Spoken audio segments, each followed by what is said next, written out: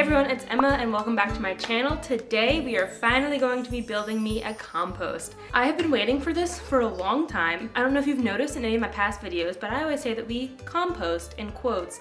And what I mean by that is that we simply just keep all of our food scraps in the freezer in a bowl until it gets all the way full, and then we chuck it across the street into the bushes. Not ideal, but it's certainly better than sending it to landfill, and we'll touch on that later, why composting is very important for climate change and stuff like that. I finally am able to build myself a proper compost. I put that in quotes too because this is not proper by any means. Not that there is any proper way, there are so many ways that you can compost. You can use smaller bins inside your kitchen. You can do a big pile out in your garden if you have the space. For me, I have a tiny yard and I don't want to have a tiny compost in my kitchen. So I've been hunting for materials for a long time that are free, that are secondhand, and very, very low waste. So what I have acquired is a tub. I'll show you in a minute. I just found it on the curb, so I'm almost throwing it away. It didn't have a lid, so surely no one else wanted it. And then this morning we went and picked up a pallet from our grocery store. I guess maybe fourth thing I'm using is I'm putting a piece of wood on top as a makeshift lid. Not gonna be great, and then I'm gonna put a sandbag on top of that to keep it weighed down. It won't be the best compost in the world, aesthetically wise, but it certainly will get the job done. And that's something that I'd like to touch on this channel, is that zero waste, low waste living isn't about aesthetics. It's not supposed to be cute, it's not supposed to be pretty. It's supposed to be practical, easy, free, and it's supposed to help reduce climate change. Let's just get started. The first thing I have to do is I have to drill holes in the tub because it is really important for the tub to have airflow and water drainage so that it doesn't get all nasty. From my research, that helps it from getting all gross.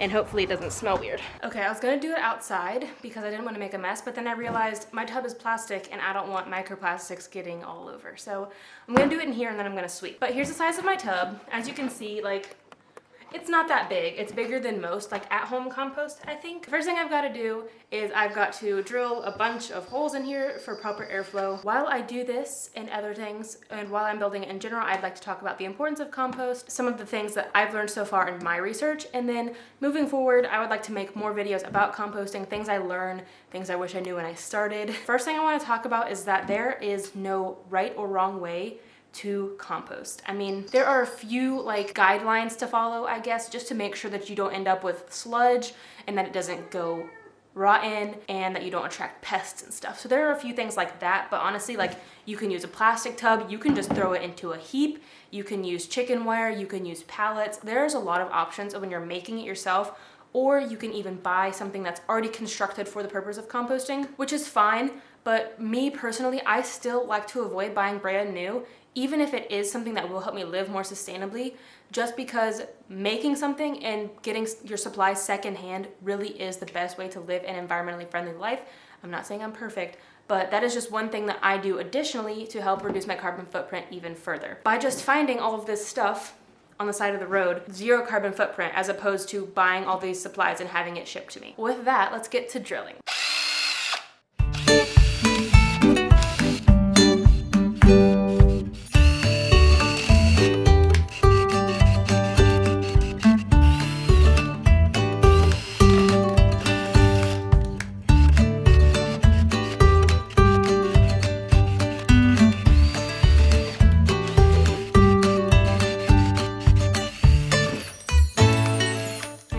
Over halfway now with the drilling. Oh my gosh, my hand is very tired. That drill, this is heavy. It's probably like 10 pounds. But let me show you all of the plastic that I've created. Yep, that's not working. So I'm gonna have to sweep, but I'm just really, really glad that I did not do this outside because all of this would have been blowing all over and ended up right in the ocean. Smart call on my point. I'm just gonna read some stuff right off the internet and then I will leave the links down below if you'd like to do your own research. But composting is a natural process that turns organic material into dark, rich substance. This substance, called compost, is a wonderful conditioner for your soil. The organic matter in compost helps soil hold onto nutrients and water, benefiting your plants while reducing the risk of pollution. So basically, it's like a fertilizer. It helps your plants keep their nutrients in. There's two of the benefits. One, you're reducing food that goes to landfill, and two, you're then helping your current plants. And I guess that's the biggest reason why composting is important, is because it keeps food out of landfill. It's so much better for it to go back into the earth and turn into nutrients for other plants instead of being put in a plastic bag and probably never decomposing in landfill. Because if you didn't know, that's what happens when we send organic matter to landfill. It never does get a chance to decompose until that plastic bag decomposes, which is over 1,000 years. So it literally just sits there and builds up in landfill, and then that turns into CO2. So composting literally is helping stop climate change and global warming. Our old, not so great way of just chucking it into the bushes, I'm not proud of that. It's better than sending it to landfill, which is why I'm not too ashamed to say it. But I'm just really glad that we're gonna be able to do it properly now and then turn this into nutritious soil that I can add to my own plants as well as give to my friends who garden. And that's largely why composting is important. It is also important because when we turn organic matter back into the earth, it's just helping contribute to the positive nitrogen cycle that allows all plants on earth to thrive. Those are really the big key points as to why composting is important. Some things I also wanted to touch on is that, like, the do's and don'ts of composting. And like I said, there are really no rules, but there are some things that are truly like true do's and don'ts. I will leave a whole list on the screen of the things that you should not throw in your compost. I will leave a list on the screen for things that you can throw in your compost as well. Another important thing, which I am still in the process of doing, is drilling holes. And you don't necessarily have to drill holes. I probably could have taken a box cutter and like sliced it, but I wanted to do this for some reason. But airflow is crucial to your compost. It just allows everything from getting stagnant and rotten. And I think it also helps the process go more smoothly and more quick. And then along those lines, it is also important to turn your compost every now and then. I think like once a week or so should be fine. Just go in there with a shovel, or if you have a really big compost pile, a pitchfork, and just give it a few flips around just so everything gets nice and evenly incorporated. Yeah, I'm gonna have to pick off all this plastic or else I'm gonna end up with plastic in my compost. So maybe a homemade plastic compost isn't best. We're already learning. But yeah, like I said, I'll make a follow-up video about composting, the things I've learned about compost, things I wish I knew when I started, aka maybe you shouldn't use a plastic tub. Stay tuned for that. That will probably be up in a few months. If you have any questions about composting, please leave them down below and I will address them in that video.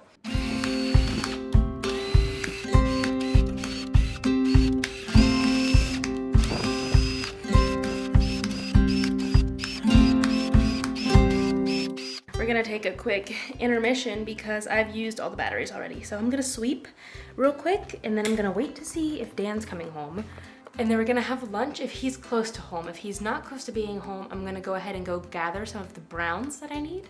We went on a walk earlier and I found a perfect place to cut some dead grass as well as some sticks and some leaves to get my base layer going. So we're done eating lunch. Now,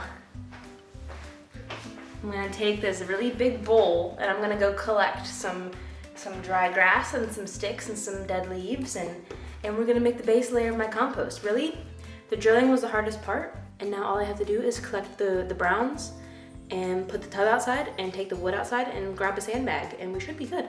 And then tonight, after I make dinner, I will put the rest of the veggie scraps in there. How exciting.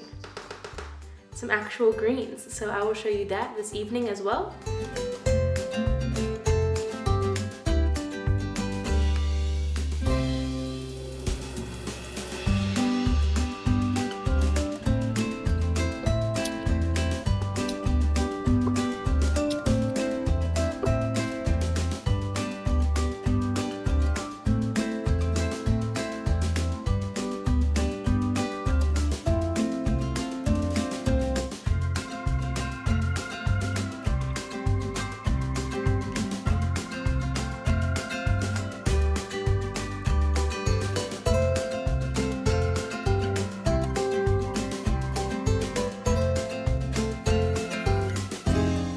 Okay, now I'm going up this hill behind my house. Sorry about the wind, but my biggest concern before starting this was that I wasn't gonna be able to find enough browns because on a tropical island, you don't really have many browns because everything's evergreen and we don't really have any trees in our yard that discard their leaves. There comes the rain. I better get moving. I might not be able to start this compost until this evening then if it's gonna rain. So it's rainy season right now, which is also why I'm kind of hesitant to start the compost. I'm afraid it's gonna get too wet, but I think with the lid that I'm gonna put on it, the lid It's just a piece of wood, but I think it'll at least help keep some of the moisture out. We'll find out, won't we? Wow, that just kept coming. Oh gosh, it's coming really fast, the rain. I gotta quit filming and get a move on. Okay, I've got me a bucket full of sticks of grass. I'm gonna walk to the sidewalk just a little bit further and get some dead leaves, and then I'm going home because that is fast approaching. It's not bleeding too bad, but I stabbed my finger with a stick. I never fail to get hurt. If not, this should be plenty. This is quite a lot.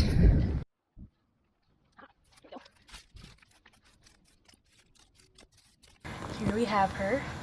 My compost, my makeshift lid, and my makeshift weight. We didn't have a sandbag, so I've got a full water bottle. I found that as trash on the side of the road, so I filled it with some water from the dehumidifier, so completely zero waste still. I collected a lot of browns, so I don't think I need to use them all now, so I'm gonna just, I'm gonna put some in here, and then I'm gonna store the rest of them out in our storage unit on our porch. But yeah, let's go ahead and add the first layer of browns.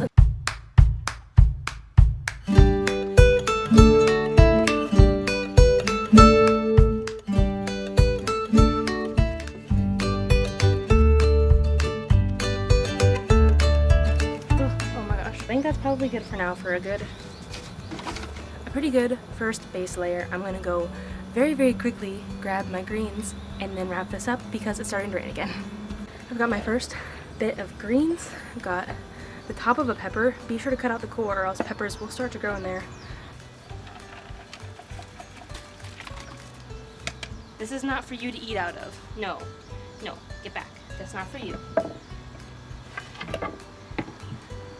Sorry, my boy. Thank you so much for watching. I hope you enjoyed me making my own compost.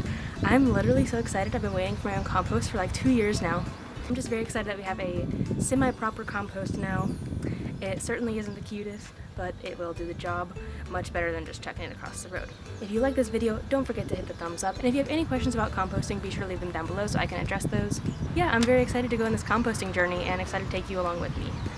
That's all I have. Thank you so much for watching, and until next time, remember that these small changes you make have a big impact in the long run. Bye guys.